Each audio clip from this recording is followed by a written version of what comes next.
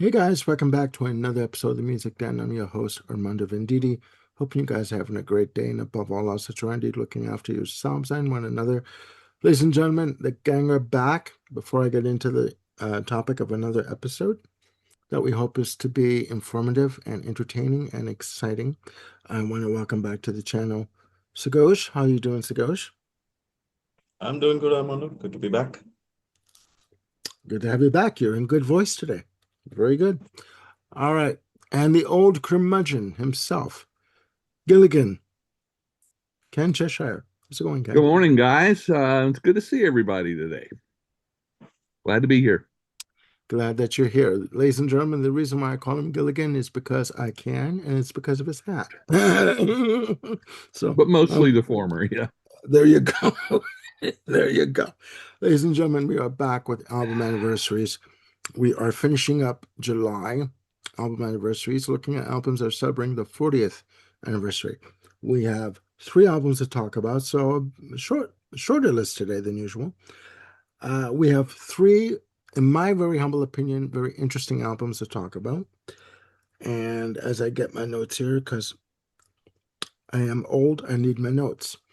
The first album that we're going to be talking about today is from Billy Joel, The Bridge, released on July 25th, 1986. It is Billy Joel's 10th release, recorded between 85 to 86, released through Columbia Records. Playing time of 40 minutes and 6 seconds. Massive playing time. Produced by the late great Phil Ramone. In my notes, I have four singles that were released, but I do remember a fifth single being released from the album. Those singles being Modern Woman, A Matter of Trust, my personal favorite from the album, uh, This Is the Time, and Baby Grand, duet with Ray Charles. And I also remember Big Man on Mulberry Street being played on the radio quite a bit. So we have five singles released from an album containing nine tracks in total. I will give my opinion at the very end. Sagosh, what is your view on this album? It's an interesting departure for Billy Joel. I mean, his previous album, An Innocent Man, was very heavily steeped in 50s, 60s culture. There was a lot of doo-wop, Motown influence. It had a very classic kind of sound. And then immediately after that, he's gone completely like drenched in 80s production, drum machines, synthesizers, what have you. It's a pretty jarring juxtaposition.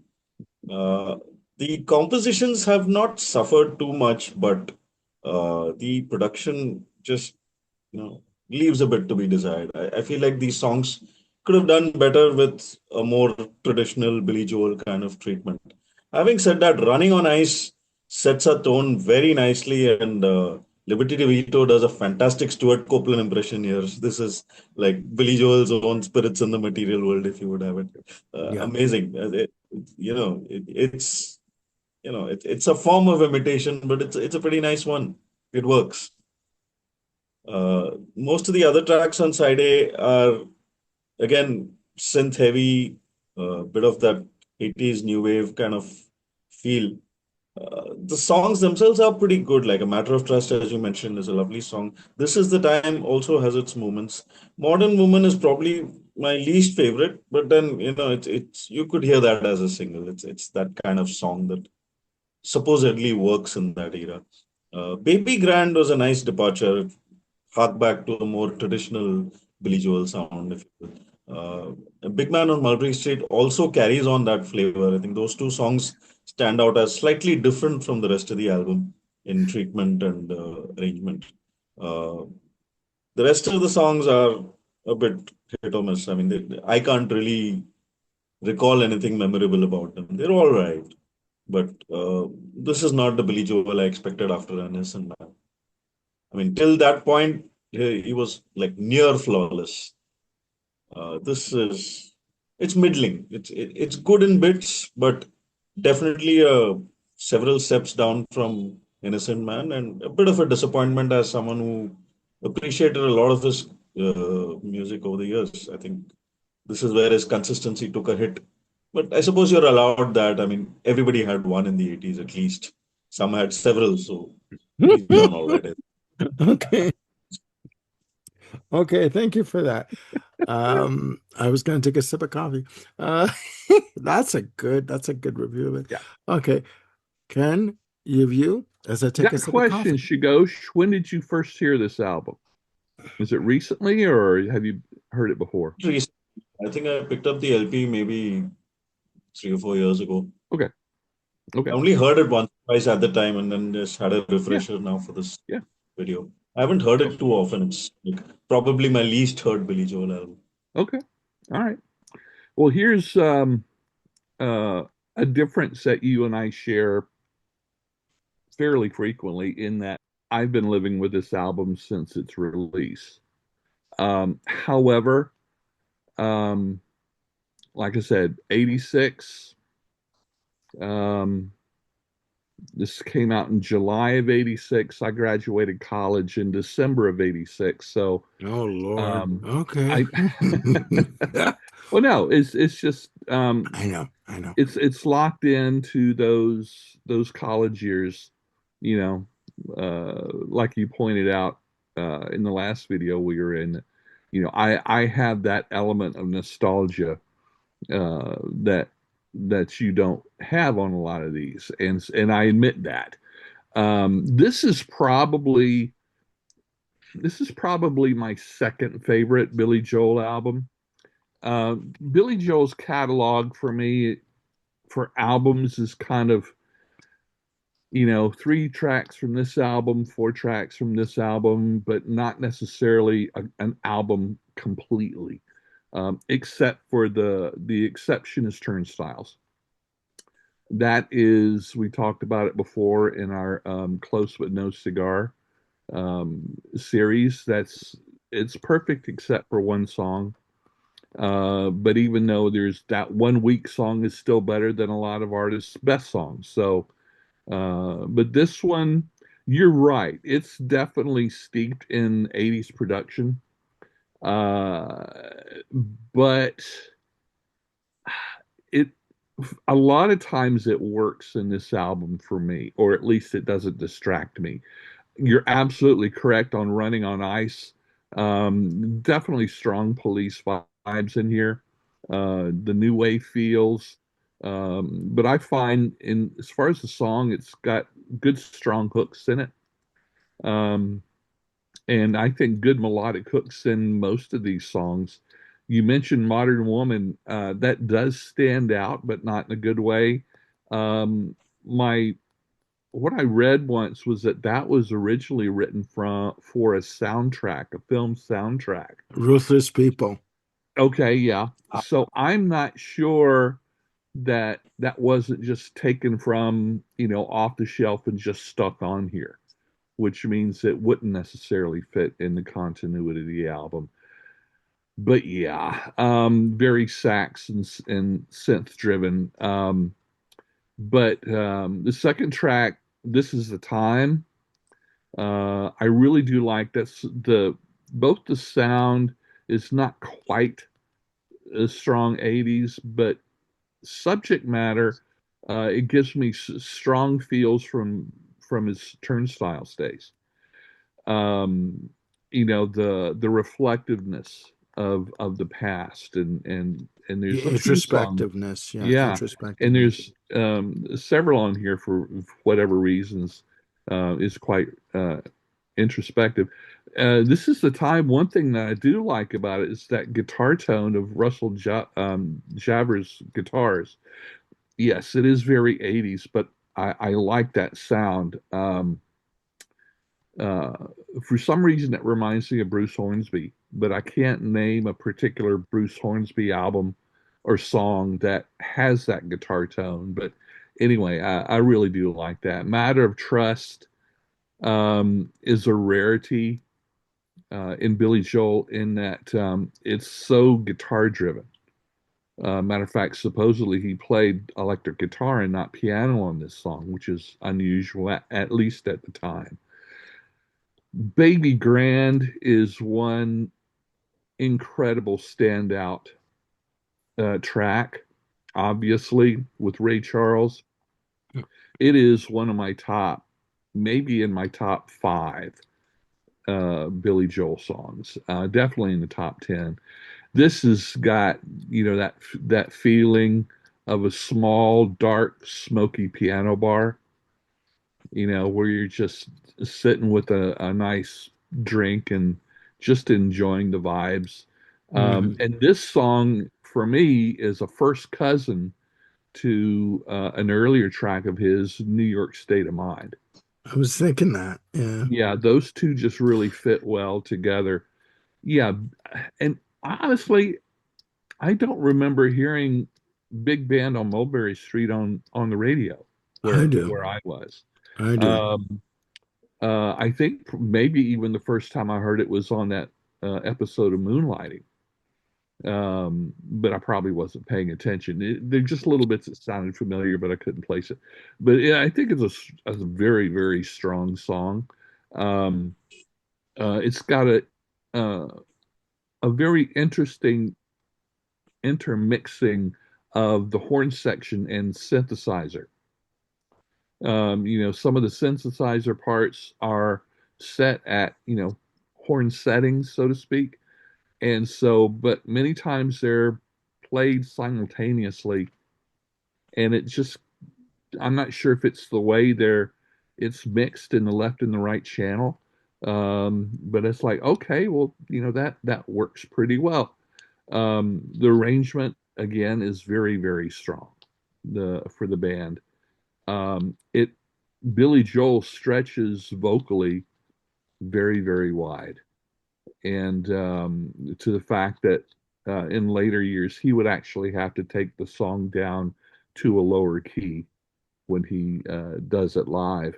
But yeah, he's doing some very fascinating things vocally that I think worked very well.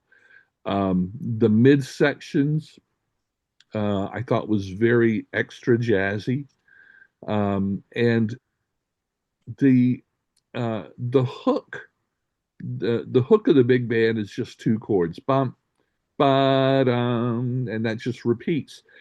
At the closing of it, it's got some bizarre temporary key changes. 4-bar key changes. It goes into a weird key with that pattern, then bounces back into the original. Um, Definitely not expected, at least for my ear, Hmm. which I found it's like, okay, well, that's creative, whether one likes it or not, and I do. There's a lot of really great saxophone work on this album. Temptation, uh, in particular. Temptation is probably the more straightforward song on the album and introspective. Hmm. And it proves a nice um, difference at this point in the album from Mulberry Street. It's very different, so that's good. That gives a little bit of change. Code of Silence, that's the weakest song in this album for me. I don't know. It's just, eh. I don't find that Cyndi Lauper really adds anything to it. Um, it's the song that I'm familiar with or I've heard least on the album. Um, I don't know. Maybe I need to hear it more, but I don't feel that I really need to. If I was listening to the album, would I skip it? Probably not, but I wouldn't miss it if it wasn't there. The closer, Okay. yeah, the closer is it's got a nice groove to it. It's got wonderful work from Steve Winwood on the organ.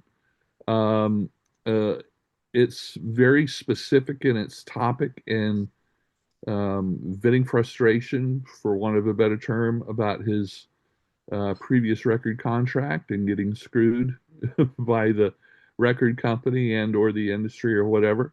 Hmm. But because of that, I kind of found the song a little bit unrelatable. It's just like, okay, this is your therapy song, get it out. Otherwise, it was like, so for me, it's kind of a weak closer for this album.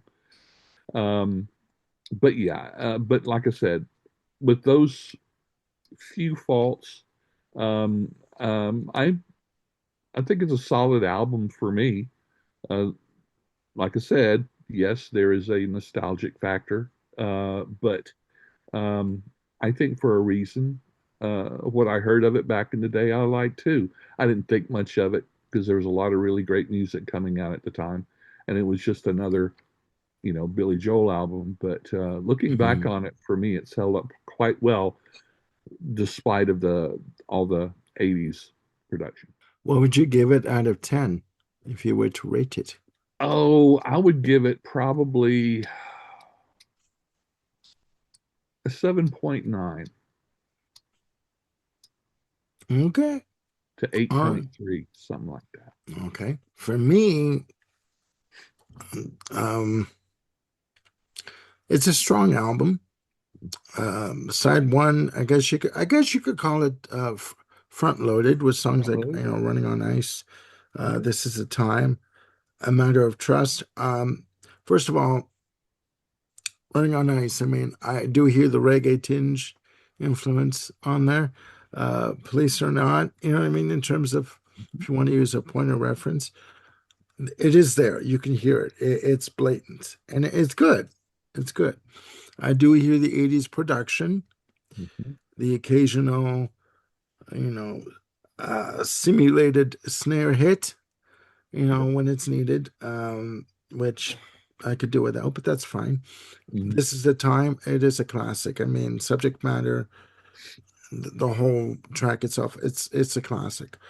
A Matter of Trust. I do remember the video for this and the single, where he's in his loft in New York City and they're rehearsing in the living room. The windows are open and he counts the band in to the song and they play. And, Yep. people are hearing it from out in the street and they come in, they sit in the window and Mhm. they get into it. It's fine. It's a good song. It's a classic in that respect. And there was word that after An Innocent Man that he went through a bit of writer's block to come up with new ideas for the next album, Mm. and that apparently Cyndi Lauper was an inspiration to him to start writing again or start to get the creative juices flowing. I'm not sure if that's the case, but yeah, I mean, one, two, three, first three tracks Yep. on side. I'm not trying to count into A Matter of Trust. You know how we just account in. You know, I can't do that. But the first three songs on side one There are you go. good. Are good. Um, Modern Woman. It's a leftover from Ruthless People. I've seen the movie in the theater. It ain't that good. When you've got, no offense to Kool and the Gang, but when you've got Billy Joel and Kool and the Gang on the same soundtrack, there's something wrong. Um, I'm not going there. I love me some Cool in the Gang. JT Taylor, James JT Taylor, play hello. Cool in the Gang, wonderful. But no, it's they could have honestly they could have saved 3 minutes and 48 seconds and just have the album clock in at just under like 37 minutes and it'd Yeah. be a good strong album. You know what I Yep. mean? Baby Grand. In my notes, I have your sheer bloody brilliance. Yep. It is just, oh, platinum in my book. It is just gorgeous, sumptuous, beautiful, amazing, Mhm. amazing. And in my, if they release this with Big Man on Mulberry Street as a double A-sided single, off the charts. I agree. You know what I mean? I do remember hearing Big Man on Mulberry Street on 104.5 Chum FM in Mm. Toronto all the time. Attitude and swing and just Yep. confidence, like with the arrangement of Big Man on Mulberry Street, just amazing, just beautiful. The drums are just they're locked in. It's got that swing, that pattern, like that just attitude, Yep. like just gorgeous. And those Temp piano fills that he does. Oh my God, I need a cigarette. I'm telling you, after hearing this, so for me, listening to this album yesterday and just like, oh, this is good, this is good, this is good. This is like, you hitting it out of the park for me with every song, right? Like, oh, another good song is coming up. Temptation, I like. 4 minutes and 12 seconds. I like the lush piano chords, Hmm. and the sax passages on this. Chord of Silence, Cyndi Lauper. You know, it's okay. It's all right. That's where the album for me starts to dip a little bit. And getting closer, Steve Winwood on organ. I mean, yeah, it's okay. I'm with you, Ken, on that. But as an album, as a whole, amazing. Amazing. This is my reappraisal of the album. And I mean, A Matter of Trust, when it was released as a single, was everywhere. Yeah, Was yeah, everywhere. And the big news was Billy Joel is back, and this is the lead off single, and this is what we've got, for a video, and just enjoy. And he knocked it out of the park. He knocked it out of the park. yeah. If before this he was experiencing writer's block, um, he conquered that pretty well, I think. And if you think about it, around this time he starts to do more songs with themes of introspection, of of reflecting on your life and changing relationships that are happening within his, maybe, personal, Yeah, maybe within the band, with, management, with producers, because it's not long after this that he stopped working with Phil Ramone. He wanted a right, different style, a different, maybe I think it was with Stormfront, he used right. another producer. But, you know, as an 80s album, this kind of, with the exception of maybe two songs, this album does sort of stand out from the 80s fair that was going on, the mid 80s fair in terms of what was happening musically. Um, And for me to that says a lot for Phil Ramone yeah, because it doesn't sound like a Phil Ramone album, yeah, yeah.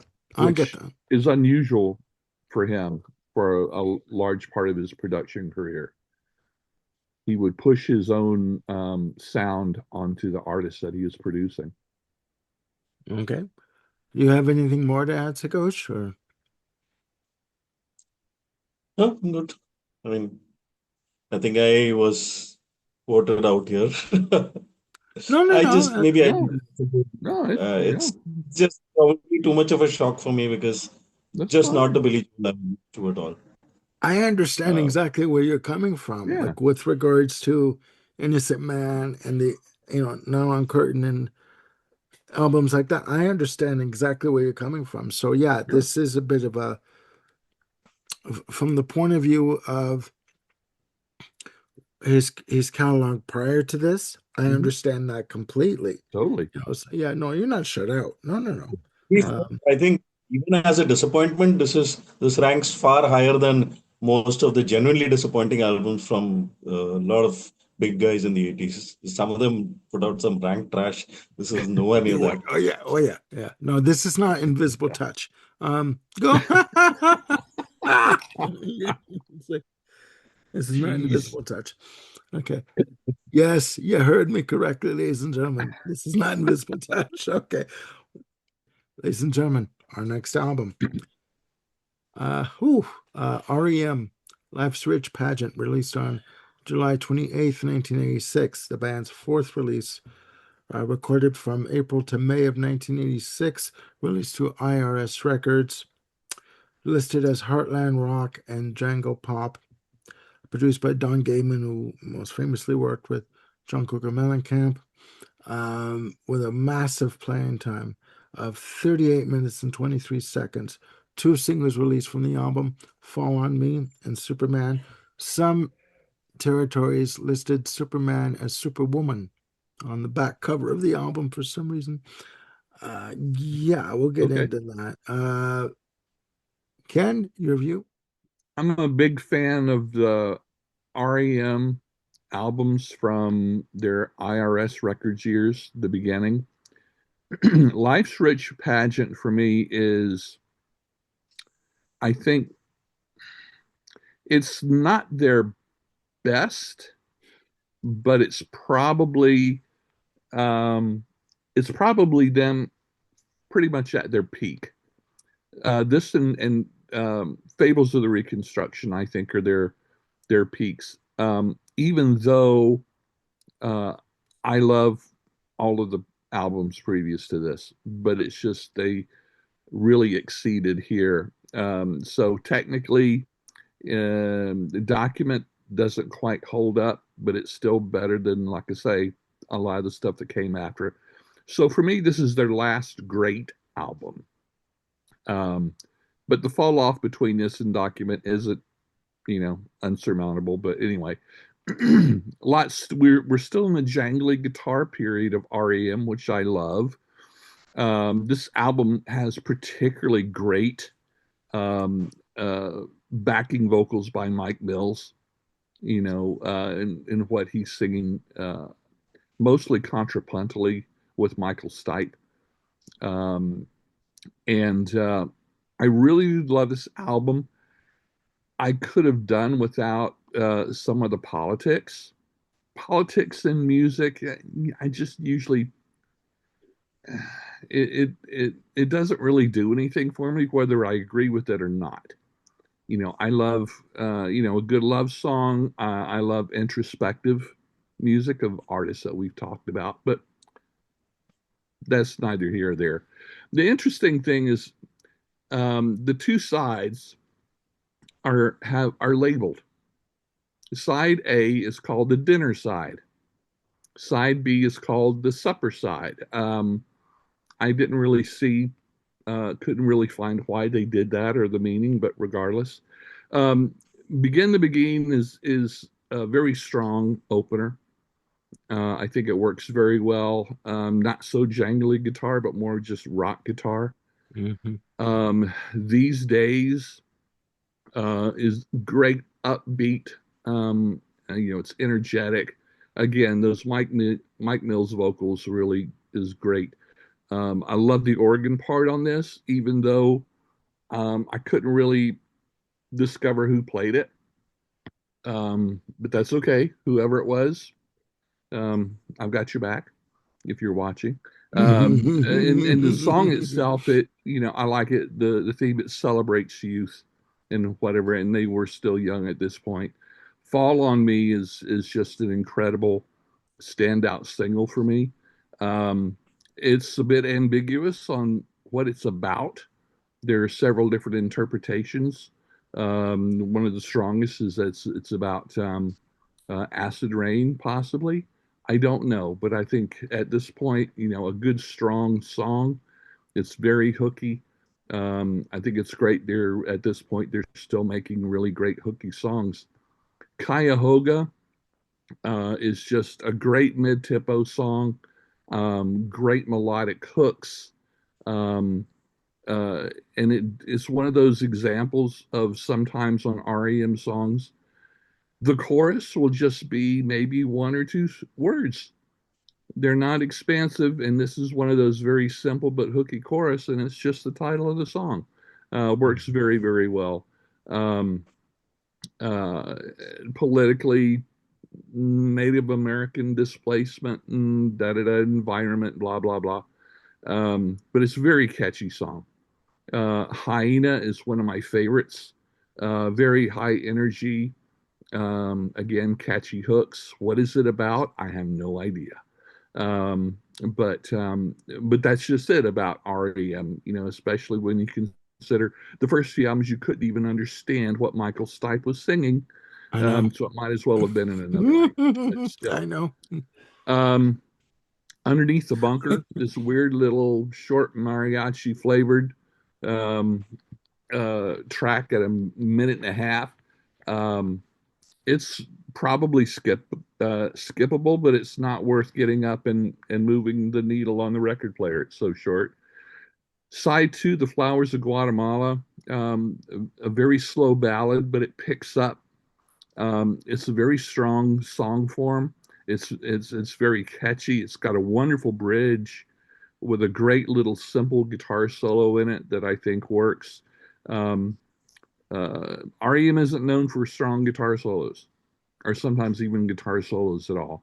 But when he does bring it, they're usually very classy and very good. Little great little bit of light organ on the ending that I thought um, closed out the song well. I believe is one of my favorite songs. However, I do have to give a warning about the song I Believe. It starts with banjo. But luckily, it only lasts for about 10 or 11 seconds. Then it It, cuts into the song, then you can relax and enjoy. it Up ain't no tempo. Bela Fleck. I wasn't going to mention names, Bela Fleck, but I did. It I know, ain't I no know. Bela Fleck. Go on. Okay. The lyrics are, I think, are very affirming as far as change, personal principles. The song has very strong jangled guitar and positive energy. Love the accordion work in this, which again, I'm not sure it is. They toured with a guy, I can't remember his first name, but his last name was Holsapple, who's a very good musician. I suspect that he may have come in and added some of these other instruments, even though, from what I could tell, he was not credited with it. Um, yeah. What if we give it away just a touch? Swan, Swan H. Great songs. Superman was a surprise for me that they released this as a single, but I'm thoroughly on board with that. This is a cover song from a band called The Click from the 60s. This is just pure sunny power pop, and especially with Mike Mills on lead vocals. Great album closer. Good for Mike. You did a great job, Mikey. Um, I love this period of REM, even though a lot of people on social media give me flack for it. But I don't care. I'm a curmudgeon. Screw you. But Well, Flack them. there you go. And If they give but yeah, you, I think it's a very strong album. But I would say that about most of the REM. But I think this was part of that two album peak of theirs, in which they would never go back to it. okay, all right. And like I said, flack them if they can't take a joke. All right. Or Fleck 'em, the Bella Fleck 'em. Bella Flack them. Okay. Inside joke. Okay. Hmm. Sagosh, your review. Sorry. Like Ken, I also have a great love for the IRS years. Uh, I like the Warner years as well, but there is something special about these first few albums. And I also agree that Document was sort of where they started losing the plot a little bit. I mean, it wasn't that the songs were getting weaker, but it was much more obvious that they were getting ready for the mainstream, so to speak. And if you've, gone through the trajectory album by album, it's probably very jarring to listen to Document. I feel like that was sort of building up over the years, though, because if you hear the first couple of albums, very mumbly, very, you know, comparatively softer kind of sound, muffled and, you know, perhaps a little unsure, you might say. Although, Yeah. as musicians, they were good, but the sound was like more of a band that's not quite sure how to present themselves, Mhm. especially Michael Stipe as a vocalist. I think first couple of albums, he really was doing most of this mumbling stuff where you couldn't understand what he was saying at all. That gradually got better. And with this album, I think he kind of found his footing as a singer. He's out there, he's up front, he's not shy about his vocals anymore. He's giving it all, and it's a great sound. The songs mostly fantastic. I think there's just maybe one or two songs that don't resonate with me. Uh, just a touch is one, and yeah, that's really the only song I didn't Yeah, particularly care for. Underneath the bunker is yeah okay, but too short to really comment on. It's an interesting departure, really. It's just a very unlikely sort of REM song. It's a Yeah, break from the previous. Yeah. one yeah, song that you would not sound like REM at all. In that sense, it's a bit unusual. But yeah, overall, a very strong album, strong songwriting, nice big sound, punchy. It opens like in a very strong, begin the begin. It really sets the mood. And that has been happening. Like in the previous album, they started with Feeling Gravity's Pull, which again, Hmm. strong song, strong riffing, an unusual kind of start. It wasn't like at that point, it would have been a real departure from the jangly stuff that they were doing on the first couple of albums. Similarly, I think this takes it one step ahead. It's like with Begin the Begin, they're almost saying they're ready for the stadiums. Yeah. It's that kind of song. It's a big sound, Mhm. very. Otherwise, Ken has name checked all the classics. Fall on Me, I believe, Hoga. Amazing songs, each one of them. And I have a special love for Swan Swan Hummingbird. It's a very unusual song at this stage of REM. Yeah. It sounds more like something that will come out of Automatic for the People. It has that vibe.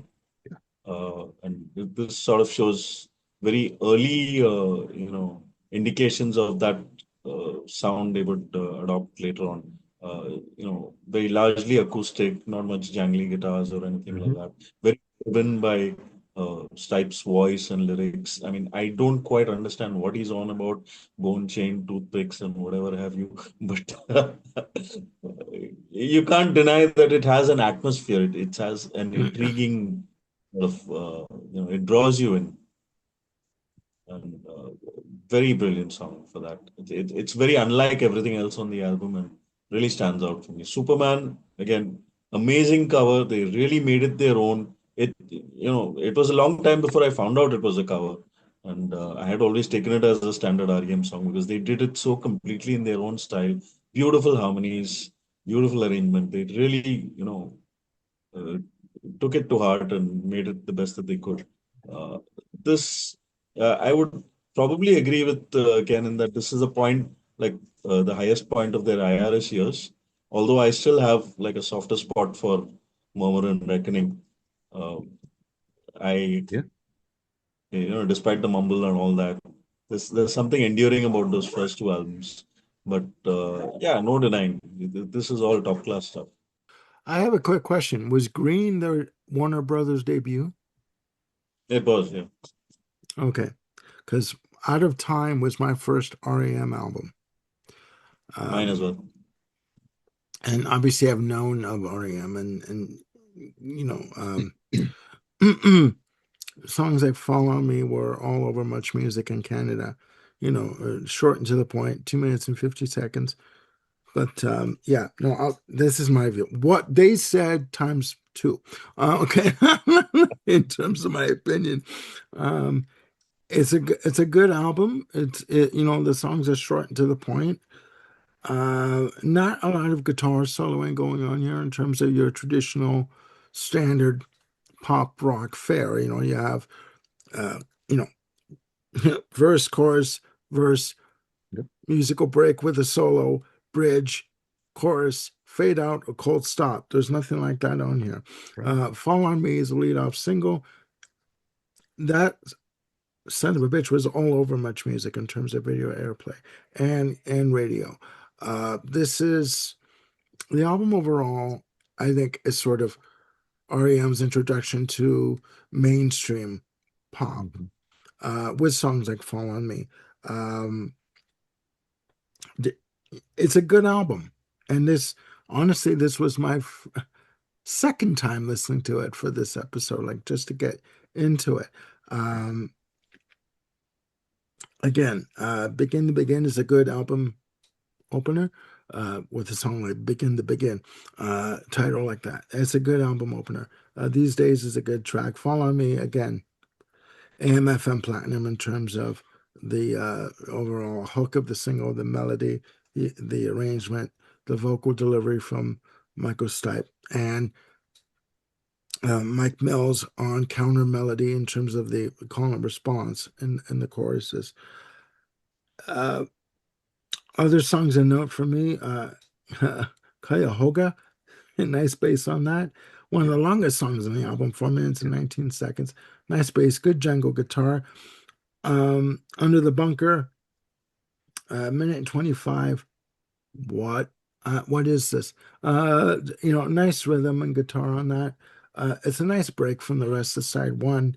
And it's, yeah, you can't really make out what he's saying because it's sort of buried in the mix, Yeah. but it's a good sort of, again, Yeah. break from what happened prior to it.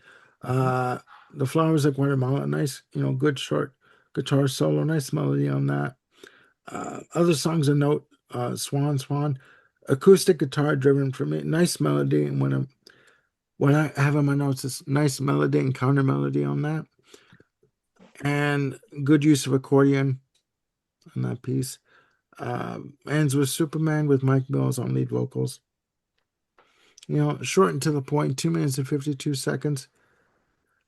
IRS obviously went with what was going to be a good single for them to get them on the radio. And they obviously picked the two tracks that would do that. Fall on Yeah. Me with its political overtones, I mean, you can't deny that that has the hook, Mhm. you know, uh, melody wise and arrangement overall. That has the hook. That was going to get them on the charts and get them noticed, right? And it did. It worked. They would follow that up with Document with The One I Love, which is one of my favorite tracks, Big one. moving forward. This album got them in the door in terms of it moved them from, it's a transitional album from college radio to mainstream notification and sort of acceptance, right? And they went Right. on from there. I can understand what you both are saying. Unlike those first two albums with Michael Stipe on lead vocals, you can't understand a word he's singing overall. But in terms of what you were saying about moving away from the college radio years into the mainstream, this is the gateway album for it. This Yeah. is the transitional album for that. And I Um, think that's the reason the song Just a Touch doesn't resonate so much because it is a throwback to the early years.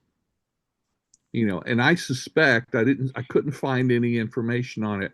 I suspect that this is one that they wrote very early in their career because it's got uh, that punk flavor from what they grew up around in Georgia, and so yeah, I suspect that's a trunk song that they drug out for this album or whatever. It definitely sounds like something they would have played in their early years live. So yeah, that doesn't fit in with the transition part. okay. No, could be Could duly be. noted. Our last album that we're going to be talking about is from one Van Morrison called No Guru, No Method, No Teacher. Released in July. The exact date is not known, of 1986. Recorded in 1985 for Mercury Records. The album has an overall playing time of 50 minutes and 50 seconds. Produced by Van Morrison. It's his 16th release. There were two singles released from the album. Those singles being Ivory Tower, the final track on the album, and Got to Go Back, sorry, the lead-off track on the album. There was a 2008 reissue with two bonus tracks, but Mhm. I focused on the 10 track Me too. version of the album, among the two bonus tracks was an alternate take of "Got to Go Back." No, sorry, my apologies. Of "Oh, the Warm Feeling," sorry, track two. My apologies. Okay, I will give my opinion at the very end, as is customary. Sagosh, your view? Uh, as something of a Van Morrison fan, I accept that he is an artist who tends to polarize a lot. I mean, if you love him, you probably love a lot of his stuff. If you don't like him, you don't get him at all. He's True. this Yeah. kind of person. And I surprisingly, despite being a fan, I was very familiar with his 70s work till like, the late 70s. And then jumped over straight into the 90s. I had missed a lot of his 80s stuff. And this, in fact, was my first listen to this album. I think Avalon Sunset, I think, was the only 80s Van Morrison I was familiar with, other than his work with the Chieftains. So this was new to me in that sense. I had some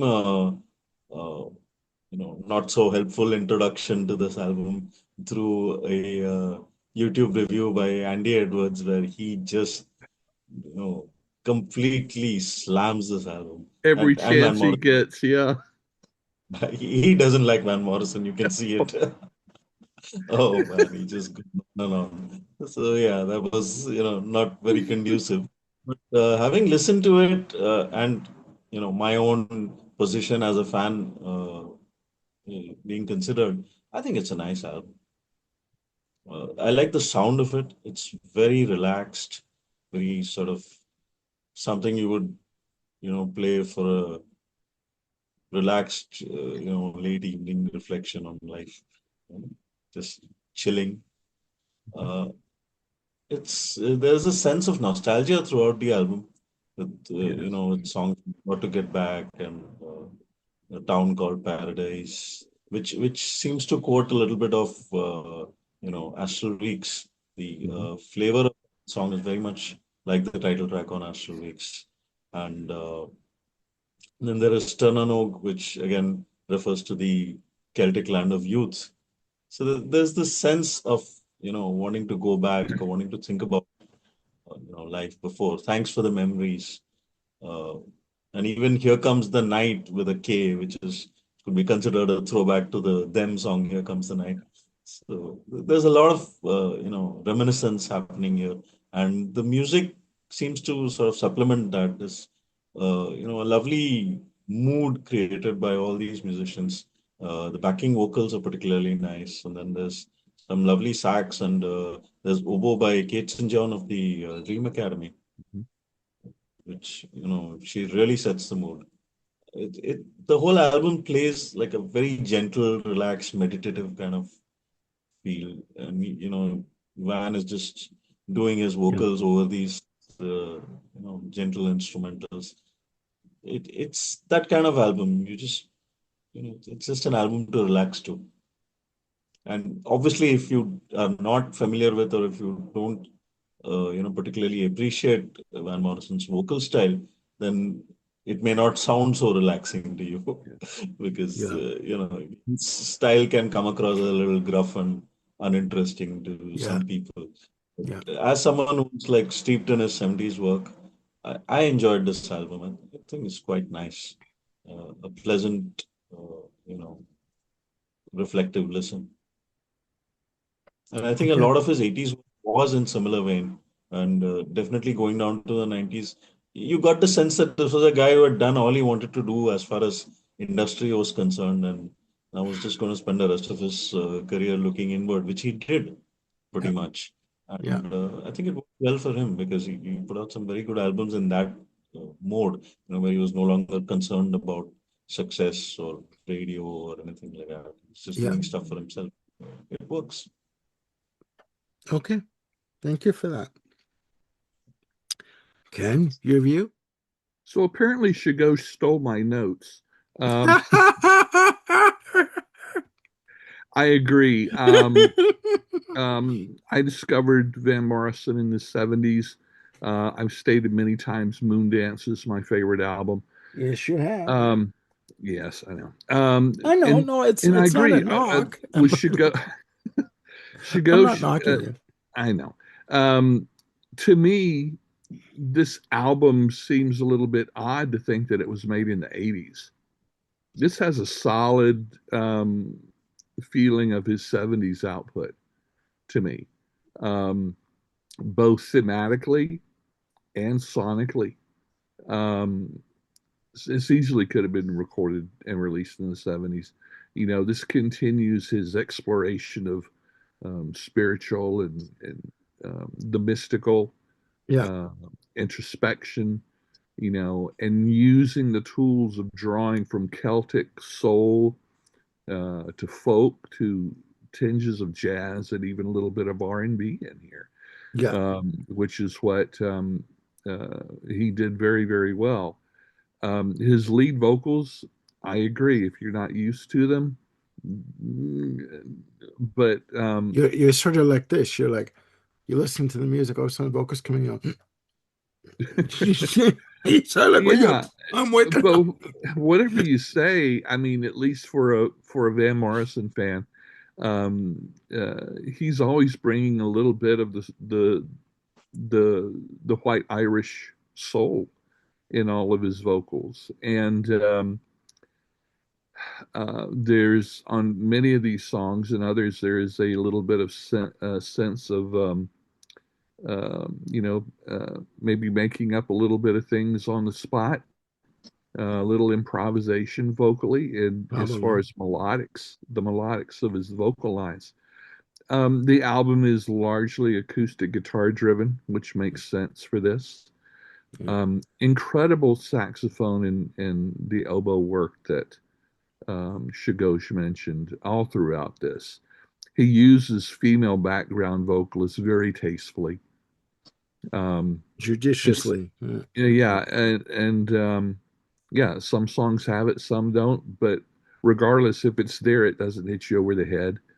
And it's just very lovely. Simple song forms with minimal chord changes, and um, for some, that can get a little bit tiresome because you kind of it's like okay, let's move along a little bit. Um, but um, but yeah, it doesn't wear out its welcome on this album.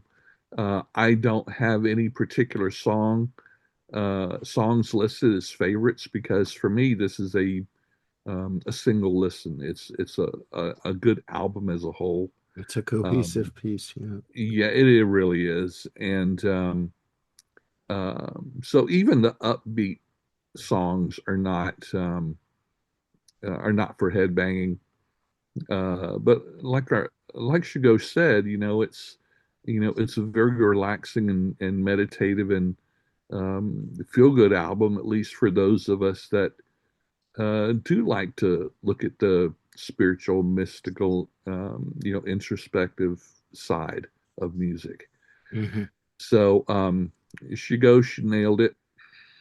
So I'm just gonna, give him a digital high five and Okay. turn it over to you, boss. This could have been Into the Mystic too. Yeah. Yeah. This album for me was the total antithesis of what was happening, of what I was listening to 80s wise.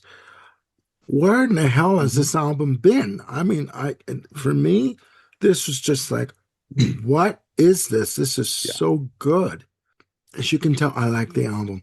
Um, this is an album that you can put on, picture it if you will. It's a rainy day outside. It- you have nowhere to go. It's blustering winds. It's raining like it is here in Edmonton now. You put this album on and it just wraps itself around you. And you just you just relax into it, you know.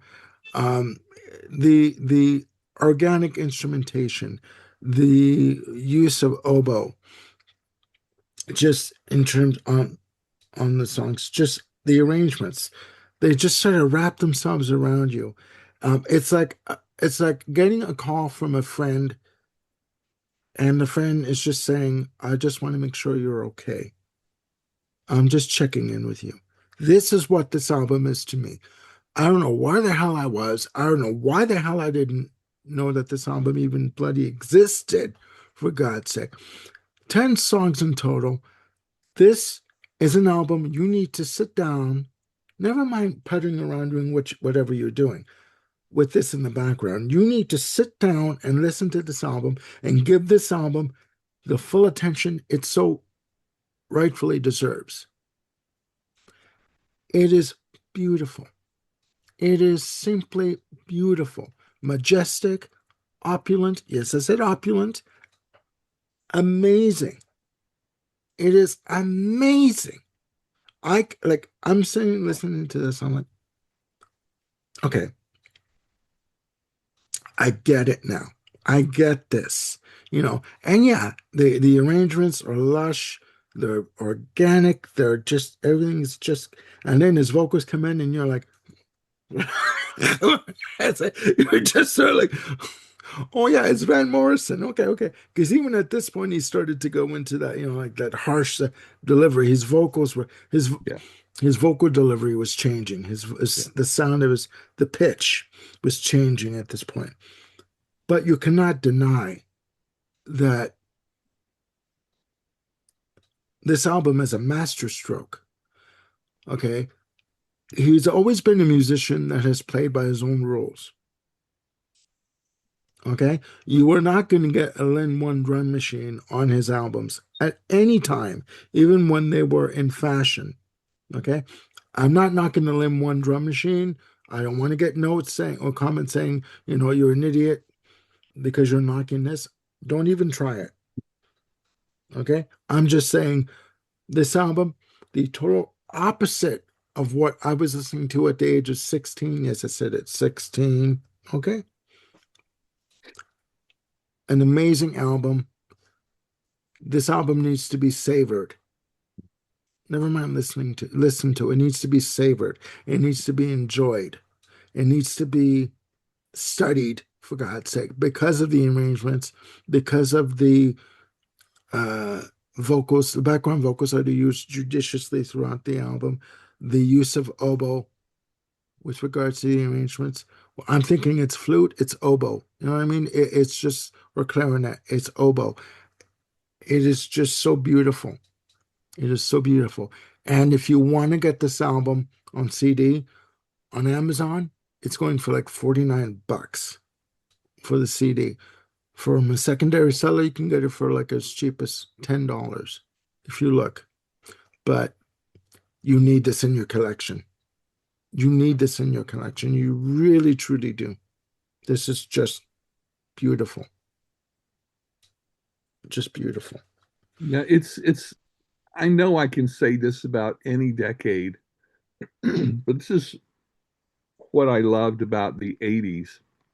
Just look at the difference between these three albums. I mean, totally, other opposite sides of the globe from one another. And this was just in 1 month. Um, I know. like I said, I know you can say similar things about all the decades, but like I said, the '80s were in particularly formative years in my musical development.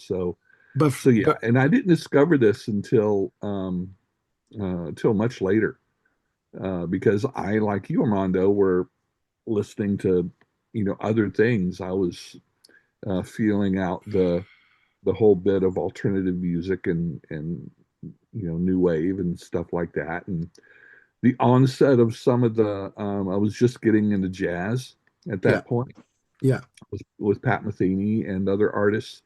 Um, so yeah, this is one of the reasons why we do this is like to discover how did I miss this? And this Um, this album, I mean, the compositions are quite lengthy, with the exception of maybe three songs.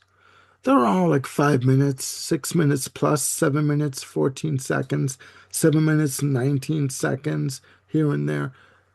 These are in-depth, drawn out compositions. This is not your standard pop fare. no, So this is basically, to me, this is Van Morrison saying musically, okay, this is what's going on this end of the spectrum. Come and listen to this. This is what I'm doing. Check yeah, this out. yeah, that's right. Okay. You may not like it, but this is my musical vision. This is my musical expression. Check this son of a bitch out and see if you like it or not. I'm sorry. I get really hyped up for this album for me. My God, it was just like, what the hell is this? Yeah, I great the discovery. the Yeah, melodies are there, the arrangements are there, the lush, uh, just the lushness, sorry, is there in terms of use of cello. Just it's like, how come I didn't know about this before? yeah. I mean, again, I like the album, ladies and gentlemen, if you couldn't tell. Um, but do you have any more to add, Sagosh? Sorry. To be fair, this has been Van Morrison's style of songwriting for a long time. A lot of people tend to think of Van Morrison as Moondance because that Yeah, was his big commercial breakthrough. But that is actually very unlike most of his 70s work. Yeah. That album is a bit of a outlier in that sense, with short songs, very focused, chorus oriented kind of stuff. It makes sense that that's his most popular album, but the rest of his stuff is very, very different. And to me, a lot of his 80s, 90s stuff carries on from, the roots of things he set up in albums like Astral Weeks and Hmm. St. Dominic's Preach, Weed and Fleece. Yeah. Uh, he just continued with those themes where he just, got his backing musicians to set up a groove, a set of chords, cycling around them, and then, yeah. improvising on top. He just comes in with his vocals and does whatever he feels like. It feels very, spur of the moment. Yeah. That feature of his songwriting and performance for quite a long time. Uh, so, Moondance is probably the only album which actually sounds like he sat down, focused on composing songs and arranging with the band and stuff like that. Yeah. Everything else, very loose, very like, in the flow, getting into things, just looping something and then trying to see what you can do on top of that. That's been his style for a long time.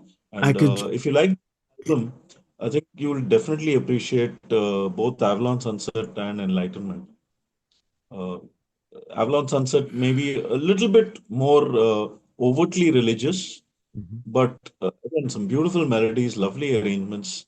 Enlightenment was much the same. I mean, during this period, late 80s to 90s, he was just completely immersed in himself and his own sort of questions of what he represents or what his life means, and you can sense that in a lot of these songs. It's very very much looking inward, very much not bothered about the world or events or trends or Right. anything like that. It's all about the inner journey, and you should definitely check out Enlightenment and Enlightenment. Avalon Yeah. Sunset. Worth I Also, checking. will, I I would will. recommend if one likes Celtic music, his album with the Chieftains is outstanding. Amazing. Okay. Uh, I'm going to get a little deep here. I've been questioning, I guess you'd say, my mortality since the age of 32 when my sister was murdered. So Yeah. I get that. I get that. I understand that completely. Another comment, I can just imagine the A&R guy or the A&R individual from Mercury approaching Van Morrison saying, you know, maybe you should put a rap artist on your album, and we need to go for like the younger audiences. I can just imagine his response. It would have been a four-letter word, you know, followed by another three-letter word. Um, you know what I mean? Because he's always been an artist that has done whatever the hell he wanted to do musically, whether it be with them in the early days or whether it be on his in his solo career. He has always charted his own path and done whatever he wanted to do. My question is to you two: is there a definitive Van Morrison box set? Because I'm going shopping. Not that I can think Not of. Okay, uh, Let me But look. you get most of the 70s albums for sure. okay, okay, Everything from Astral Weeks till at least Weed and Fleece is absolutely essential. Mhm. okay. I'm going to be looking because I need to do some shopping. Yeah, I think there's Albums they have yeah, I charm. don't see any box list listings as box I set try to listings. speak Okay, English. Yeah. yeah. He needs more coffee, ladies and gentlemen. Uh, Yeah. No, but that I just lobotomy didn't take. Yeah. there you go. I just think that this album is a jewel. I think it's just oh my God. I yeah. I ooh, okay. Cigarette moment. But no, I think that this album is just in all seriousness, people for people watching, if you want an album that you can literally sit down and lose yourself in for just under an hour, this album is definitely for you. Okay. It is just sublime. It is just sublime. No word of a lie. Okay. Um, I can't say anymore. I'm actually almost speechless. And for a big mouth like me, that says a lot. But And his following album the next year is called Poetic Champions Compose. And that was, you might find that you recognize a couple of these. One of them is a song called Someone Like You, that has been covered by other artists several times. He also, I can't remember the name of the album. I know Rod Stewart, I think, had a hit with it. Um, um, Oh, it's an Avalon Sunset. Have I told have you I, lately? have I told you lately that I love you? yeah, Um, yeah, so he is an incredibly prolific songwriter, yeah, and yeah. he has been releasing an album a year at least since the 2000s, if not going back even farther. Yeah, Um, if I'm not mistaken, sometimes a couple of albums a year. Like it's exactly, yeah, exactly. it's yeah, Um, it's unbelievable. No, I know it is. someone like you. I know that song, so I am going to be going into his catalog and just selectively picking because he's got so many albums to choose from. Oh my God. Okay, ladies and gentlemen, there you have it. Another episode of Album Anniversaries in the can. Albums that are celebrating the 40th anniversary for the month of July 1986. We have discussed three albums that go from one end of the spectrum to another, from jangle pop and jangle rock to pop to sublime to just, an album that contains elements that, dare I say, of symphonic rock or pop, symphonic pop. Uh, Please put down in the comments below your opinion of these albums, your history with these albums, and if there's any Van Morrison fans out there, please let us know in the comments what other albums of Van Morrison should myself as a newbie or any newbies out there dive into. You know, again, I've always said once you think that you know all there is to know about music, you might as well just hang up your hat quite literally and just go fishing or do something else. Just like get away from it and just do something else. There was always something to discover regarding music, which is the beauty of it. Yeah, Right? It's the possibilities are endless in terms of what you can discover and what you can like. Okay, you can like Metallica, Kill 'Em All, and you can like Van Morrison, whatever era. You know what I mean? There's no limits. There's no borders. And if you think there are, well, you do, and that's your issue. You know what I mean? But I want to thank Sagosh. I want to thank Ken for joining me on this episode. It's been fun. It's been a barrel of laughs, like always. And we will be back with more episodes on the Music Den. We're working on some ideas. We are coming back with an episode called Gateway Albums. We're going to be looking at albums from specific bands that we think would be a good introductory to these bands. Okay, we've each picked five albums from five artists and bands, and yeah, that's going to be a fun episode. Both Ken and Sagosha are joining me on this segment. This is going to be a hell of a time. Okay, so join us for that. That's coming up, and we have more ideas that we're working on. We're going to be doing more shows with Ken Sagosh, uh, Bevan Lewis, and eventually Bill Schuster is coming back on the channel at some point. And we're going to get these episodes to you as quickly as we possibly can. All right. Have a great day. Look after yourselves. Again, click the notification bell to keep yourselves in the loop for any new content. And we are now on X. Join us on X. And yeah, again, look after yourselves and one another. Have a great day, evening, whenever you happen to watch this episode. And we'll see you soon again on the Music Den. All right. Bye for now.